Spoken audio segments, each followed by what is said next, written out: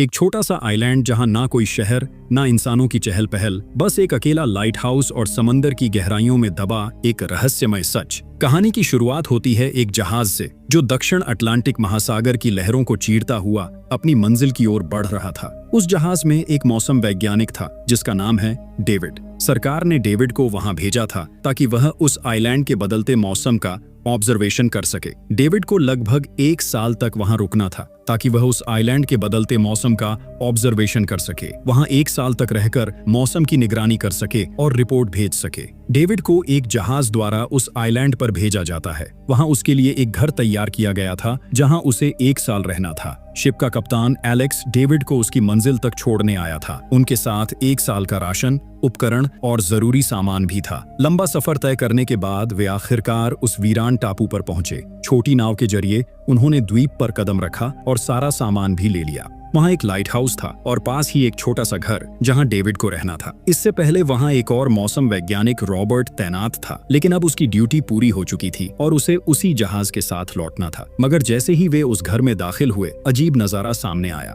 घर बिखरा हुआ था, फर्नीचर उलटा पुलटा, जैसे वहां कोई हड़बड़ी में भागा हो। इंसानी मौजूदगी का कोई सबूत नहीं था। उन्हें शक हुआ कि शायद रॉबर्ट लाइट हाउस में हो। बिना देर किए वे दोनों उस ओर बढ़े। लाइट हाउस के पास पहुंचकर उन्होंने देखा कि उसका दरवाजा मोटे नुकीले लकड़ों से बंद था, जैसे किसी ने जानबूझकर उसे सील कर दिया हो। काफी देर तक दरवाजा खटखटाने के बाद जब कोई जवाब नहीं मिला तो उन्होंने दरवाजा तोड़कर अंदर प्रवेश किया। लाइट हाउस के ऊपर की मंजिल पर उन्हें एक आदमी मिला, ग्रूनर। वह वहीं पड़ा था। जब डेविड और कैप्टन ने उससे रॉबर्ट के बारे में पूछा तो उसका जवाब ठंडा और असहज करने वाला था।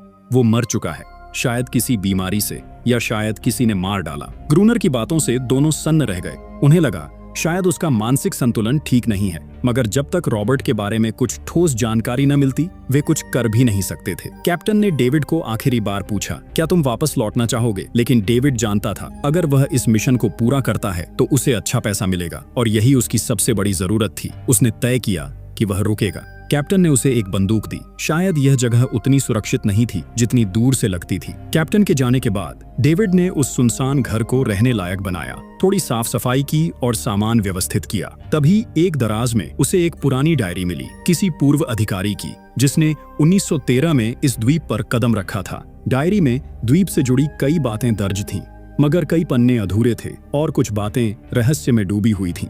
डेविड हर शब्द ध्यान से पढ़ता गया। पन्नों के बीच अजीब जीवों के स्केच बने थे। डेविड को यह समझ नहीं आया कि उन विचित्र आकृतियों को क्यों बनाया गया था। शायद अकेलेपन से लड़ने का तरीका रहा हो। एक पन्ने में उस अधिकारी की पत्नी की तस्वीर भी लगी थी। थकावट के कारण डेविड पढ़ते पढ़ते ही सो गया। सुबह जब वह समुद्र किनारे पहुंचा तो कुछ असामान्य पत्थर और शंख एक खास पैटर्न में रखे हुए थे। उसे लगा शायद ये सब ग्रूनर की कलाकारी है। यह सोचकर वह अपने मुख्य कार्य मौसम डेटा एकत्रित करने में लग गया। काम के दौरान जब उसने दूरबीन से लाइट हाउस की ओर देखा तो उसे ऐसा लगा जैसे ग्रूनर के साथ कोई और भी है, मगर उसने इसे भ्रम समझकर नजरअंदाज कर दिया। रात के समय जब वह अपने काम में व्यस्त था तभी दरवाजे पर दस्तक हुई। उसने सोचा ग्रूनर होगा, लेकिन कोई जवाब नहीं मिला। लैंप लेकर जैसे ही वह आगे बढ़ा, उसके कानों में अजीब सी गूंज सुनाई दी और उसने देखा कि किसी अपरिचित जीव का हाथ दरवाजे के नीचे से अंदर आने की कोशिश कर रहा था। वह हाथ मानव जैसा नहीं था। भयभीत होकर डेविड बेसमेंट की ओर भागा और वहां छुप गया। थोड़ी देर बाद वह रहस्यमय प्राणी अंदर घुस आया और डेविड को ढूंढने लगा। बेसमेंट की दीवार में एक दरार से उस जीव की डरावनी आंखें झांकने लगीं। डेविड ने जैसे ही आंखों को देखा, उसने छुरी उठाकर पूरी ताकत से उस पर वार किया। चीखते हुए वह प्राणी भाग निकला, लेकिन खतरा टला नहीं था। डेविड ने बेसमेंट का दरवाजा कसकर बांधा और पूरी रात जागते हुए बिताई। अगली सुबह बाहर रेत पर कुछ असामान्य निशान मिले, पैरों जैसे, मगर इंसान के नहीं। वे सीधे समुद्र की ओर जाते हुए खत्म हो गए थे। अब डेविड को समझ में आ गया कि ग्रूनर ने लाइट हाउस के चारों ओर नुकीले खंभे क्यों लगाए थे, शायद उन्हीं प्राणियों से बचाव के लिए। अब डेविड जान गया था कि उसका घर सुरक्षित नहीं है। डर के मारे वह लाइट हाउस की ओर दौड़ा और ग्रूनर से गेट खोलने की गुहार लगाई, लेकिन ग्रूनर ने उसे ठुकरा दिया और कहा, तुझे जहाज के साथ ही लौट जाना चाहिए था। निराश डेविड लौट आया और घर को सुरक्षित बनाने की तैयारी में लग गया। खिड़कियों पर लकड़ी की तख्तियां, बाहर नुकीली लकड़ियों की बाड़ और दरवाजे पर पुराने कागज किताबें रखकर उन पर तेल छिड़का ताकि अगर वह प्राणी लौटे तो आग से डरा सके। उसी दिन उसे घर में एक पुराना बॉक्स मिला जिसमें एक बंदूक और गोलियां थीं। यह पाकर उसे थोड़ी हिम्मत मिली।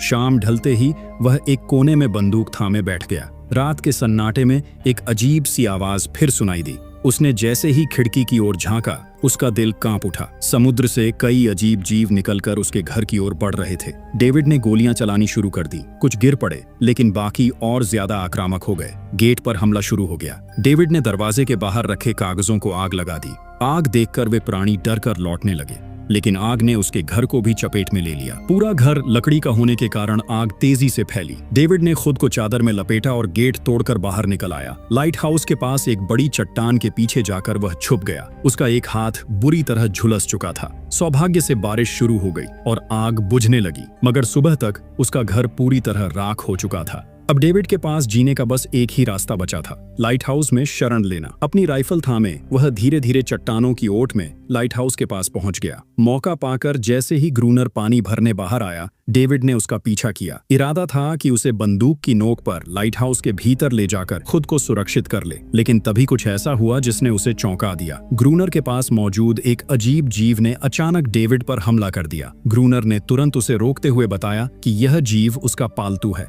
डेविड ने गोली नहीं चलाई, लेकिन एक शर्त रख दी, अगर उसे लाइट हाउस में रहने दिया जाए तो वह साझा तौर पर रहने को तैयार है। उसके पास साल भर का राशन और पर्याप्त बारूद था। कुछ देर की चुप्पी के बाद ग्रूनर ने हामी भर दी। शाम तक वे दोनों लाइट हाउस लौट आए, बचा हुआ सामान समेटकर। अगली सुबह डेविड गहरी नींद में था। तभी उसने महसूस किया कि कोई उसका जला हुआ हाथ चाट रहा है। वो वही जीव था, और हैरानी की बात यह थी कि डेविड का घाव काफी हद तक ठीक हो चुका था। यह देखकर वह हैरान रह गया। ग्रूनर टॉवर के ऊपरी हिस्से में गोलियों की गिनती कर रहा था, और वह जीव भी उसकी मदद कर रहा था। इससे साफ था कि वह आक्रामक नहीं बल्कि समझदार था। डेविड अब इस जीव के रहस्य को दुनिया के सामने लाना चाहता था, लेकिन ग्रूनर इससे बिल्कुल भी सहमत नहीं था। उसके लिए यह द्वीप ही उसका साम्राज्य था, जहां वह राजा था और बाकी सब उसकी मर्जी के गुलाम। इसीलिए उसने कई जगह दीवारों पर खुद ही लिख छोड़ा था, ग्रूनर इज किंग।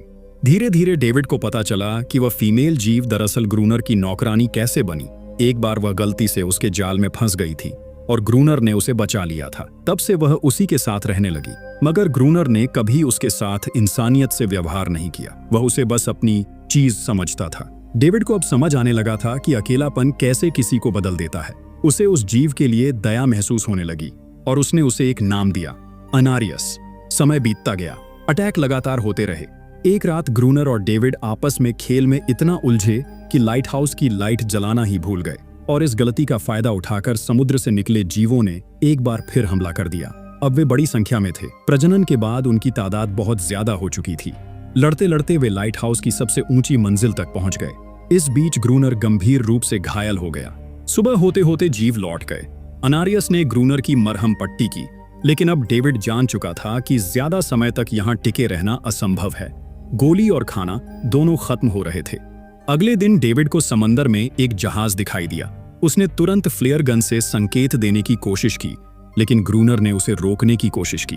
तभी अनारियस ने ग्रूनर पर हमला कर दिया ताकि डेविड को मौका मिल सके, लेकिन शिप धीरे धीरे ओझल हो गई। डेविड के हाथ से उसकी आखिरी उम्मीद भी फिसल चुकी थी। अब वो इस आइलैंड पर फंसा हुआ था, एक ऐसी दुनिया में जहां हर रात मौत दस्तक देती है और हर सुबह नई लड़ाई की तैयारी करनी होती है। कुछ और दिन गुजरते गए। ग्रूनर अब भी डेविड और अनारियस के साथ बेरहमी से पेश आता, लेकिन खासकर अनारियस को वह निशाना बनाता जिससे डेविड बेहद आहत होता। एक दिन डेविड ने उसे व्हेल की हड्डियों से बनी एक छोटी नाव तोहफे में दी। शायद इससे अनारियस का मन हल्का हो जाए, लेकिन जब उसने वह नाव देखी तो डेविड को आइलैंड के एक छिपे हुए कोने में ले गई, जहां सचमुच एक असली नाव मौजूद थी। जब डेविड ने इसके बारे में ग्रूनर से पूछा तो उसने बताया कि उसे पहले से पता था। कुछ महीने पहले एक जहाज जो हथियारों की तस्करी कर रहा था, तूफान की चपेट में आकर डूब गया था। कुछ लोग बोट से इस द्वीप तक पहुंचे, लेकिन सुबह होते होते वे सब मारे गए इन रहस्यमयी जीवों के हाथों। यह सुनकर डेविड के मन में एक योजना बनी। उनके पास एक तरह का डाइविंग सूट था। अगर कोई उसे पहनकर डूबे जहाज तक जाए तो शायद गोलियां या डायनामाइट मिल सकती हैं, जिनसे वे इन प्राणियों से लड़ सकें। मगर ग्रूनर ने साफ इनकार कर दिया। वो उस ओर जाना भी नहीं चाहता था, पर डेविड ने खुद जोखिम उठाने का फैसला किया। समय बीता और डेविड और अनारियस के बीच एक गहरा रिश्ता बनने लगा। डेविड को उसमें सच्चा अपनापन दिखा, लेकिन ग्रूनर, जो यह सब देख रहा था, भीतर से जलने लगा। उसने मदद का दिखावा किया, लेकिन उसका असली इरादा था कि डेविड डायनामाइट लाए और फिर उसे वहीं छोड़ दिया जाए, ताकि जीव उसे खत्म कर दें और अनारियस दोबारा उसकी गुलाम बन जाए। डेविड समुंदर में उतरा, जहाज के मलबे तक पहुंचा और सौभाग्य से कुछ डायनामाइट बॉक्स मिल भी गए। तभी कुछ जीव सामने आ गए। घबराहट में डेविड गिर पड़ा। भारी सूट के कारण हिलना मुश्किल हो गया, मगर वो जीव बच्चे थे, कोई हमला नहीं हुआ। डेविड सूट वहीं छोड़कर तैरकर वापस आया। डायनामाइट को उन्होंने लाइट हाउस के चारों ओर सुरक्षात्मक रूप से सेट कर दिया, 2 परतों में। महीनों बाद जैसे ही बर्फ पड़ने लगी, जीवों के हमले अचानक रुक गए। ग्रूनर को शक हुआ कि अनारियस ने डायनामाइट का राज खोल दिया है। गुस्से में वह उसे मारने लगा, लेकिन डेविड ने उसे रोक लिया। आखिरकार उन्होंने एक नया जाल बिछाया, लाइट हाउस का मुख्य द्वार खुला छोड़ दिया।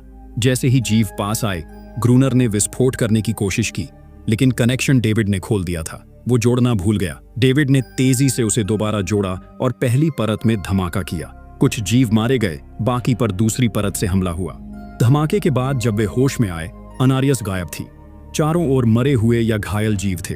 डेविड को एक जीव के गले में लटका हार दिखा, अनारियस का। तभी उसे एहसास हुआ कि वे जीव उतने क्रूर नहीं थे जितना वे समझते थे। वे भी बस एक सुरक्षित जगह की तलाश में थे। डेविड को गहरा पछतावा हुआ। अगली सुबह उसने देखा कि वह टॉय बोट जो उसने अनारियस को दी थी अब वहां नहीं थी, लेकिन एक छोटा जीव उसे पकड़े खड़ा था। डेविड ने टॉर्च रख दी, संकेत दिया कि अब वह शांति चाहता है। अनारियस और अन्य जीव लौटे, लेकिन अब कोई हमला नहीं हुआ। फिर ग्रूनर आया, बंदूक लेकर। डेविड उसे रोकने की कोशिश करता है, लेकिन ग्रूनर अब किसी की सुनने वाला नहीं था। उसने एक बच्चे को मार डाला। सब जीव भाग गए। अनारियस ने डेविड से भरोसा तोड़ दिया। डेविड गुस्से और पछतावे से भरा ग्रूनर से भिड़ गया। जब उसने उसे रॉबर्ट कहकर पुकारा, ग्रूनर का सारा गुस्सा ठहर गया। डेविड ने उसके अतीत को समझा। वह अकेलापन, मानसिक टूटन और अपनी पत्नी की मौत से बुरी तरह बदल चुका था। अब वह भी जान गया कि ये जीव कभी दुश्मन नहीं थे। गहराई से पछताया हुआ ग्रूनर खुद को जीवों के सामने सौंप देता है और वे उसे मार डालते हैं। डेविड लाइट हाउस में खुद को बंद कर लेता है।